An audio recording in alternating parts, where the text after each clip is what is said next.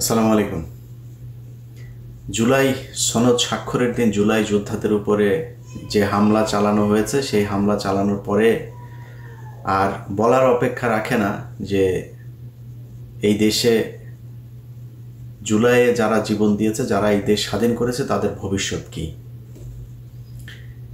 সামনের সারিতে যারা বসেছিল যে জুলাইয়ের এই যে যোদ্ধাদেরকে এভাবে পেটায় নির্মমভাবে নির্যাতন করে তারপরে পুলিশ করলো, সামনে কারা বসেছিল একটু চেহারাগুলো দেখার জন্য অনুষ্ঠানটা দেখলাম। বেশিরভাগ চিনি না।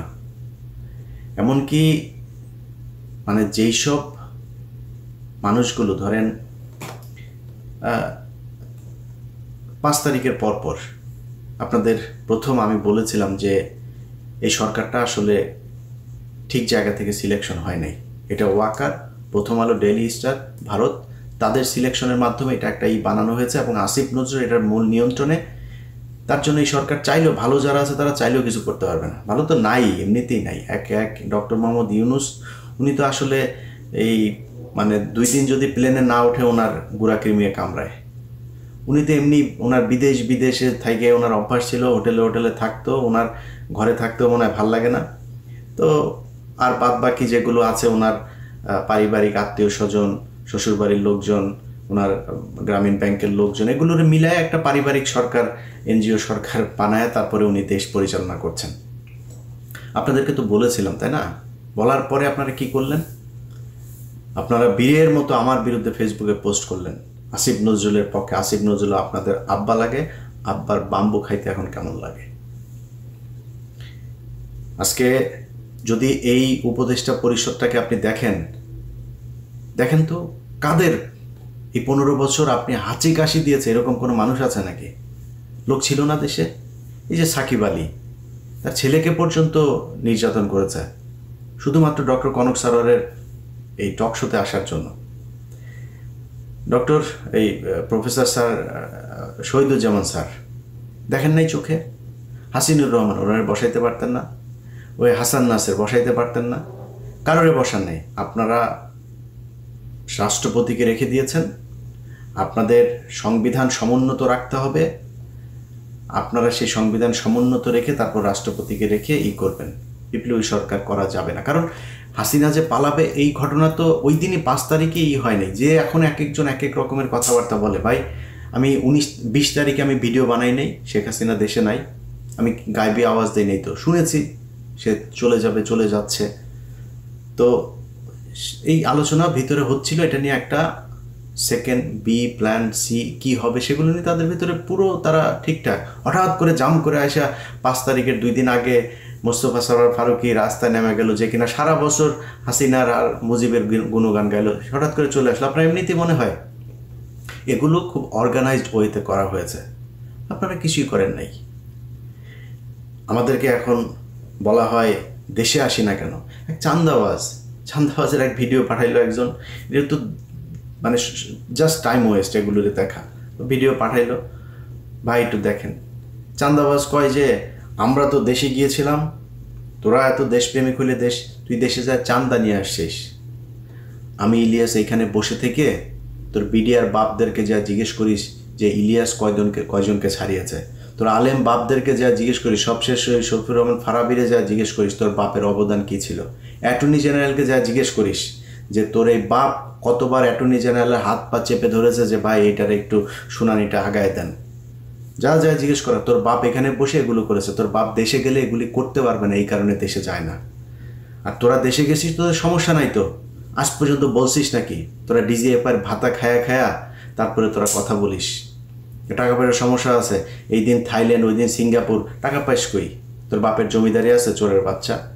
এগুলি আমরা বুঝি না কিছু, ওরা এসে আমাদের বোঝায়।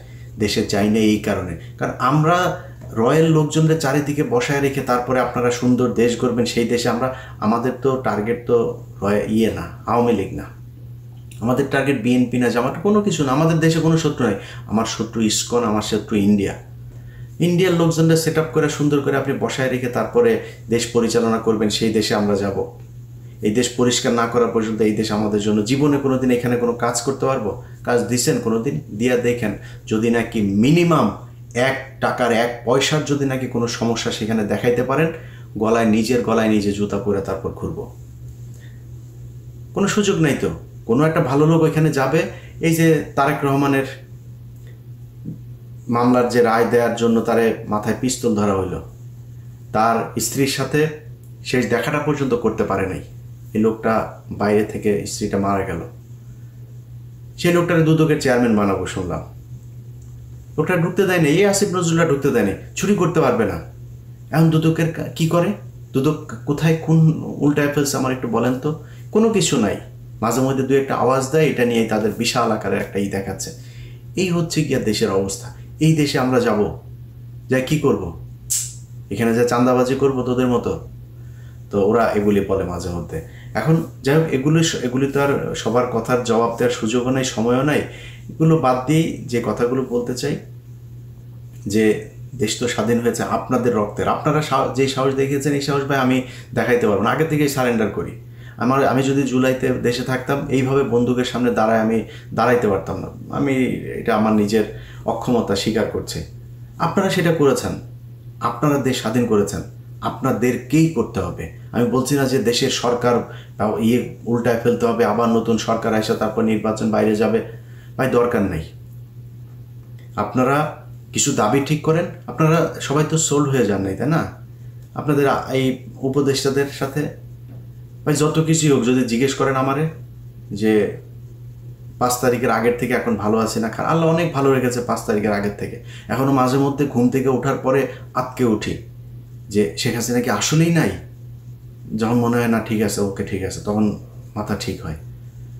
তো এরকম একটা পরিস্থিতি থেকে আপনারা দেশ উদ্ধার করেছেন। আপনাদের নিয়ে খারাপ কথা বলতেও পারি না, জানি তো অনেক কিছুই জানি। চাইলে আপনাদের বহু মানুষের অনেক কিছু নারী নক্ষত্র বের করা যায়, বলি না, বলবো না কোনোদিন। মনে করেন না যে উপদেশটা থেকে চলে গেলে তারপরে বলবো, কারণ এইটুকু কৃতজ্ঞতা বোধ আপনাদের প্রতি আছে যে আপনাদের কারণে অন্তত হাসিনা দেশ থেকে পালিয়েছে। এটাই অনেক কিছু।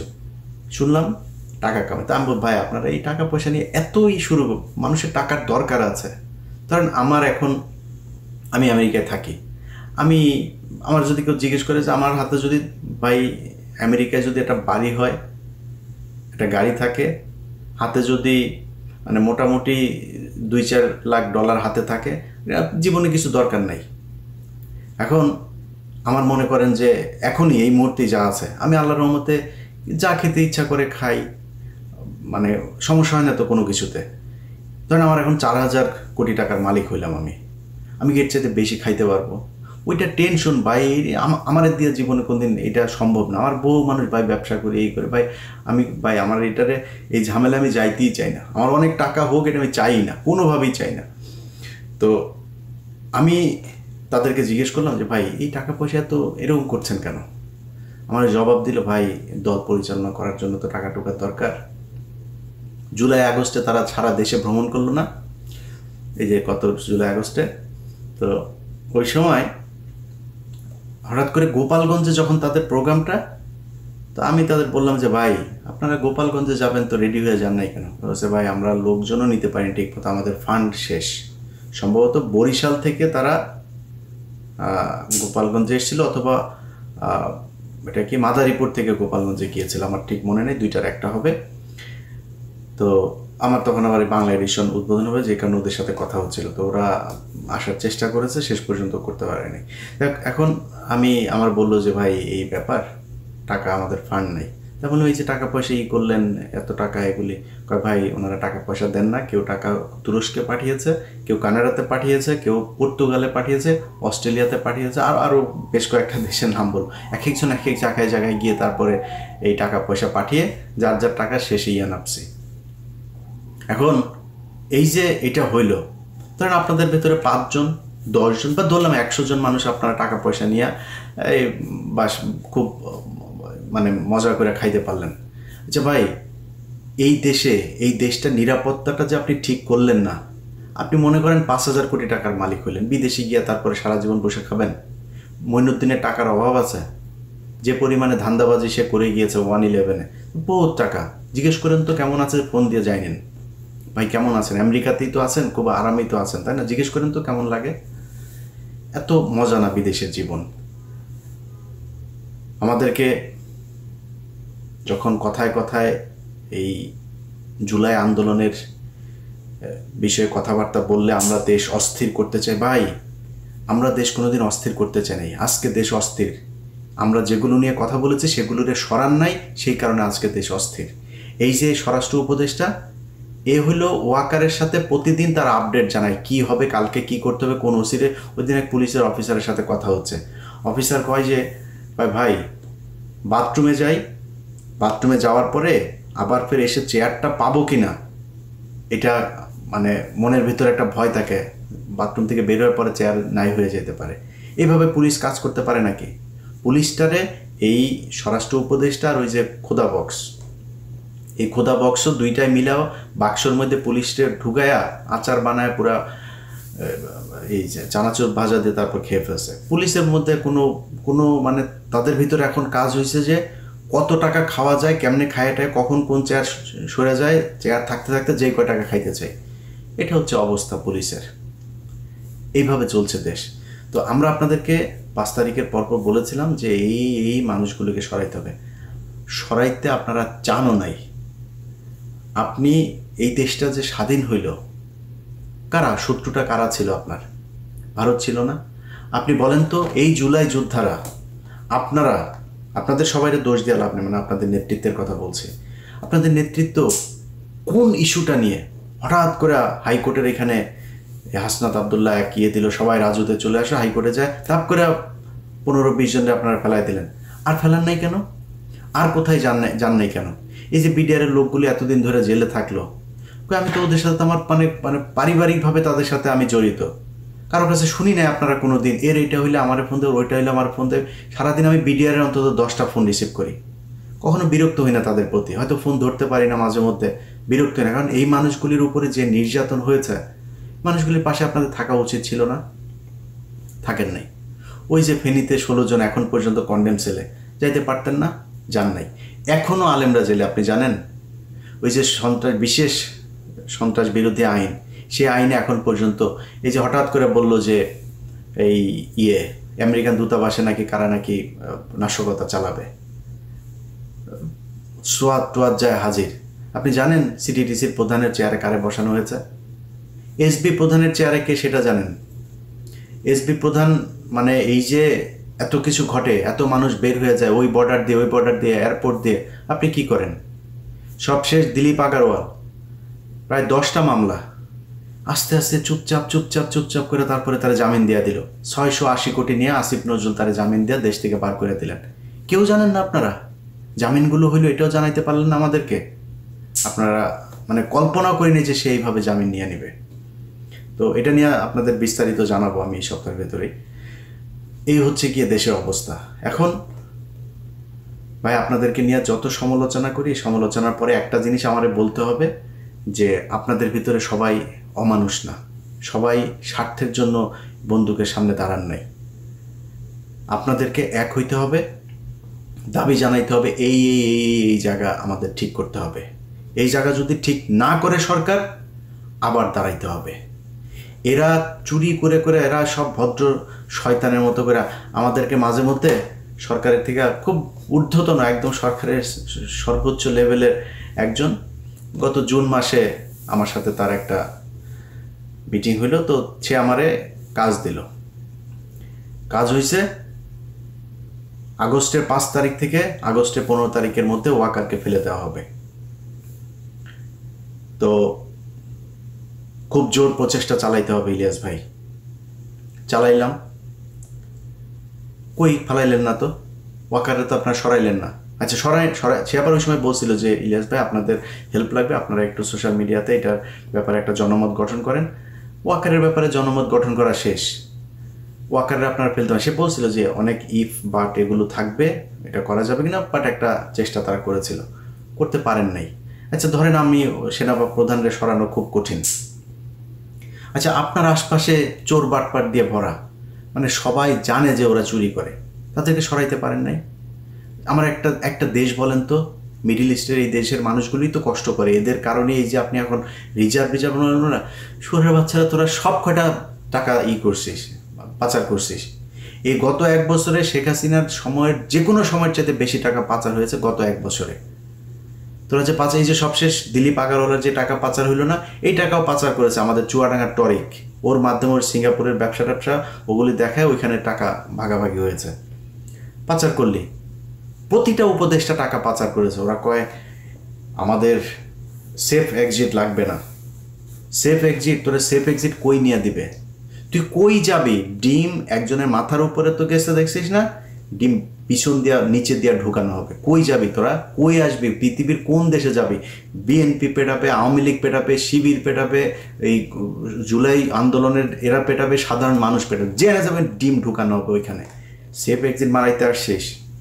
তোরা মনে করছিস টাকা পয়সা মাইরে এমনি খাবি, খায়া তারপরে তোরা এগুলি যা মনে চায় তাই হয়েছে। আপনাদেরকে কথা দিছিলাম না যে আসিফ নজরুলের কই কী ধান্দাবাজি করে শুরু করতে যাচ্ছে, সেগুলো নিয়ে আমার এখানে নেক্সট 1 মাসে আমার ইউটিউব চ্যানেলে, ফেসবুকে ফলো রাখবেন, দেখতে পাবেন আস্তে আস্তে শুরু হচ্ছে কোথায় কী ধান্দাবাজি সে করেছে।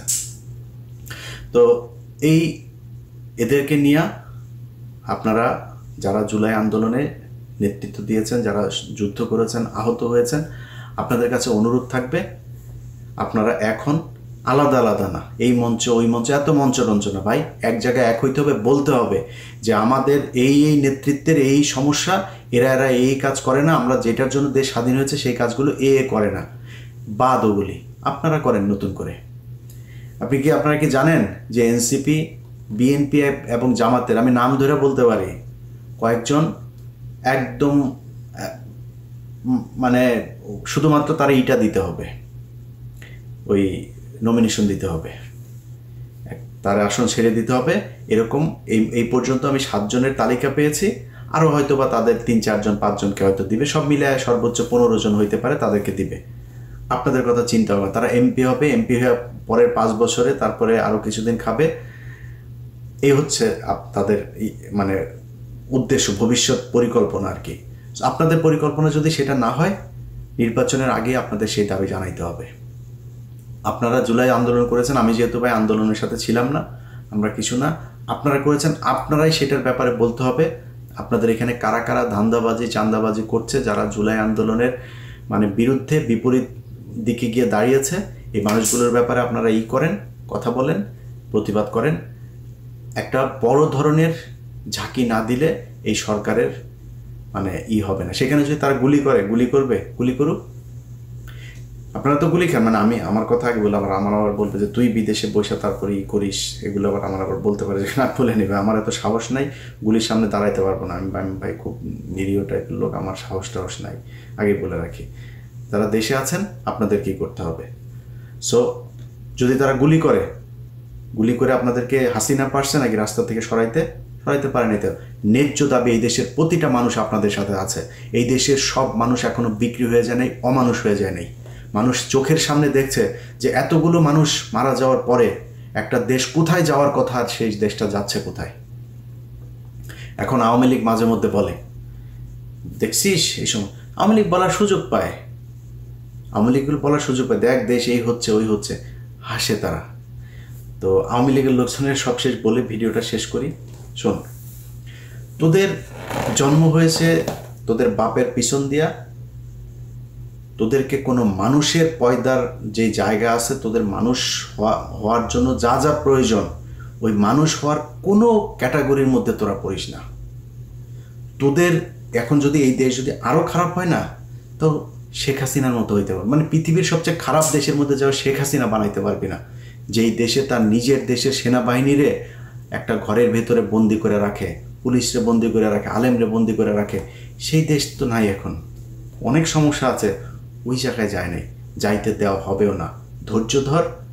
এই দেশের ভেতরে সব মানুষ বিক্রি হয়ে যায় নাই, সব মানুষের দিয়া ওরা যে অপকর্ম চাঁদাবাজি যেগুলো করছে, এই ধান্দাবাজি করাইতেও পারবে না।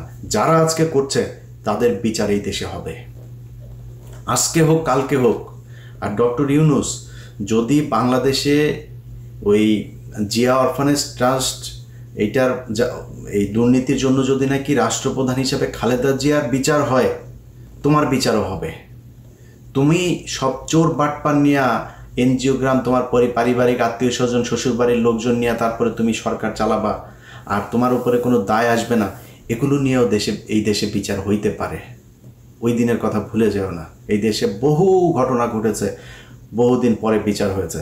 শেখ হাসিনা 15 বছর মনে করেছিল কিছুই হবে না, এখন এখন সেনাবাহিনীর মেজর জেনারেল পলায় যায় রাতের বেলা ওই পেঁয়াজের ওই ফেরত ট্রাকের মধ্যে করে, তারপরে এই চড়ে। তোমার বিচারও হইতে পারে এই দেশে, ধৈর্য ধরো। এই দেশের মানুষ সব সময় সঠিক সিদ্ধান্ত নিয়েছে, সব সময় এই দেশের সাধারণ মানুষ। অনেকে বলে থাকে এই দেশের মানুষ, ভাই আমি মনে করি না এই দেশের মানুষ খারাপ। মানুষ মাত্রই অপরাধ প্রবণ। তাদের মানে আমি মুসলমান হিসাবে মানে আদম আলাইহিস সালাম ভুল করেছে, সে তাকে দুনিয়ায় পাঠানো হয়েছে তার অপরাধের শাস্তি হিসাবে। আমরা তো মানুষ, আমরা মানুষ অপরাধ প্রবণ। আমাদেরকে আইন দিয়ে, সুশাসন দিয়ে আমাদেরকে আটকায় রাখতে হবে, আমাদেরকে সঠিক পথে আনতে হবে। তুমি নিজে বাপ সব কটা চোর নিয়ে বসে আছো, সে দেশের মানুষ ঠিক হবে কেমনে? মানুষ এখন মানুষের ভিতরে হাই হতাশ, কে কোত্থেকে খাবে, কারটা খাবে, কি খাবে, কত টাকা, মানে কারোর মধ্যে শান্তি নেই। প্রতিটা সরকারি প্রতিষ্ঠানের মধ্যে কে কখন কারে চাকরি যায়, কি হয়, সবাই ধান্দা হয়, যত তাড়াতাড়ি পারে টাকা পয়সা, আর যা পায় সব করে। সবার মাথায় আছে যে দেশ থেকে চলে যেতে হবে, বাইরে গিয়ে তারপরে কয়েক বছর থাকতে হবে। কয়েক বছর থাকতে হবে সেটাও হয়তো জানে না, বাট অনেক বছর থাকতে হবে, যেহেতু 100 কোটি 1000 কোটি কোনো টাকায় তার মানে সন্তুষ্টি হচ্ছে না যে কত হইলে তারপরে বিদেশে গিয়ে অনেক বছর থাকা যাবে। হতে পারে সারা জীবনও থাকতে হইতে পারে। আপনি যদি এখন আমরা জিজ্ঞেস করেন যে ভাই শেখ হাসিনা আসতেই পারে, না আসার জন্য কি করেছেন আপনি? ইদানিং মানুষ কেউ ফোন টোন করে কিছু বললে টলে ভাই হইতেই পারে, সমস্যা কি? এ ধরেন সব শেষ ঘটনার ভেতরেই যেদিন কু করার কথা বলা হচ্ছিল, পিনাকিতে আমার ফোন করলো, ইলিয়াস এই ব্যাপার। আমি বলছি দাদা হইলে আপনার সমস্যা কি? কু হইলে আপনার কোনো সমস্যা আছে? আপনারা কেউ এখন এই সরকারের ভেতরে কেউ আপনার সাজেশন নেয়, আপনার কথা শুনে না, কিছু শুনে? আপনার কু হইলে সমস্যা, কু হয়ে সেনাবাহিনীর আরেকটা পক্ষ আসবে, সমস্যা নাই তো আমাদের। আমরা এখন মানে একটা কি বলবো, যে প্রতিটা মানুষ যেরকম বাংলাদেশে, যার যে ভালো মানুষ তার ভেতরে হতাশা, খারাপ মানুষের ভেতরে হতাশা, সবার ভেতরে একটা হতাশা, অনিশ্চয়তা কাজ করে। আমার ভেতরে সেটা কাজ করছে। দেশটা এরকম হওয়ার কথা ছিল না। যাই হোক, ভিডিওটিও বানাইতে ভাই ভাল লাগে না। আর তারপরও বললাম যেগুলি, যদি মনে চায় সঠিক কি করা দরকার, এই দেশে অনেক মানুষ আছে, নেতৃত্ব দেওয়ার মানুষও আছে, আন্দোলন করার মানুষও আছে, বন্দুকের সামনে দাঁড়ানোর মানুষও আছে। আপনাদেরকে ঠিক করতে হবে কি হবে। আমার পক্ষ থেকে, আমার জায়গা থেকে যদি কোনো সমর্থন, কোনো কিছু প্রয়োজন হয় জানায়েন, জীবন দিয়ে দিব এই দেশের জন্য। কিছু কিছু মানুষ আবার আছে, এগুলি বললে আবার ওনারা আবার বিএনপির ভাইদের ভেতরে অনেকে আছেন, বলে থাকেন যে তুই এত দেশপ্রেমিক, দেশে যাস না কেন? যে বললাম চান্দাবাজ, সারাদিন চান্দাবাজি করে। আমরা দেশে গিয়েছি, তোরা দেশে যাস নি, তুই চান্দা আনতে দেশে গেছিস। আমার তো চান্দা আনতে দেশে যাবো না, তো আমি দেশে যাওয়ার দরকার, আমার যেটা করার দরকার, দেশে যেটা করতে চেয়েছি সেটা এখনো করতে পারি নাই, এই জন্য দেশে যাইনি। সো বিএনপির ভাইরাও আবার কেউ কেউ মানে ধরেন একজনের নিয়ে আপনি কথা বলবেন, কারণ আমার তো আর আপনি বলতে পারেন না যে তুই চান্দা নিছিস ওখান থেকে, তুই এটা তো বলতে পারেন না। আমার কি বলে, তুই দেশে আসিস না কেন, তুই এত দেশপ্রেমিক, দেশে আসিস না কেন? বিএনপির ভাইরা আপনাদের অনেকেও এখনও দেশে যায়নি, একটু হিসাব করে কথাবার্তা বলেন। 2 দিনের মধ্যে এত চোখে পোল্টে নিয়ে আপনার যেসব নেতা টেতারা আছে না, তারা কিন্তু খুব ভালো আছে। তারা এরই মধ্যে বহুত টাকা খামিয়েছে ভাই। এই ছাগলের 3 নাম্বার বাচ্চার মতো পিছনে পিছনে ঘুরবেন, আপনার এই কয়দিন পরে মার খাবেন, পেটুনি খাবেন, যদি নাকি দেশের কোনো উল্টাপাল্টা কিছু হয়, আল্লাহ না করুক। এত কিছু হয়ে যায় নাই রাতারাতি। আমরা গত 15 বছর পরীক্ষা দিয়ে আসছি। আজকে ইলিয়াস 21 টিভিতে এতদিনে অনেক উপরের পদে থাকতে পারত, তো ইলিয়াস ইটিভি থেকে বের হয়েছে কেন, বাংলাদেশ থেকে বের হতে হয়েছে কেন? যেদিন আপনাদের বিএনপির লোকজন 5 জানুয়ারি কথা বলতে পারে না, ইলিয়াস সেদিন আপনাদের পক্ষে দাঁড়িয়েছিল, এই জন্য ইলিয়াসকে দেশ থেকে চলে আসতে হয়েছে। এত বালের মোহ নাই যে আমেরিকা ইউরোপে যায় তারপর থাকতে হবে। ইলিয়াস সারা জীবন থাকবেও না, এটা আজকে বলে রাখলাম। আমার এই ভিডিওটুকু কাটে রাখেন যে ইলিয়াস ইউরোপ আমেরিকার দেশে সারা জীবন থাকার জন্য বসা নাই, এটা মনে রাখেন। সো আমাদেরকে যখন বলেন যে দেশে আয় এগুলো কথাবার্তা বলার সময় একটু হুশ করে কথা বলবেন। আমরা পরীক্ষা দিয়ে আসছি, বহুত বড় পরীক্ষা দিয়ে আসছি। আমাদের পরিবারের উপর দিয়ে অনেক ঝড় গিয়েছে। একবার পুলিশ গেলে, এখন তো দেশে গুম হয় না, খুন হয় না। এখন যদি কারো বাড়িতে পুলিশ যায় কেমন লাগে একটু নিজেরা জিজ্ঞেস করেন। আমাদের বাড়িতে পুলিশ রুটিন করে যায়, তো ডিজিএফআই, এনএসআই, সিটিএসবি, সিআইডি, এমন কোনো সংস্থা নাই যে সংস্থা থেকে যায় নেই। আমার ভাইদের অফিসে যাইতো, বোন জামাইয়ের চাকরি খেয়ে দিয়েছে, এগুলো তারপরে সাফার করে এসছি। আমাদেরকে নতুন করে শিখাইতে আসেন। আর সাহস কারে বলে?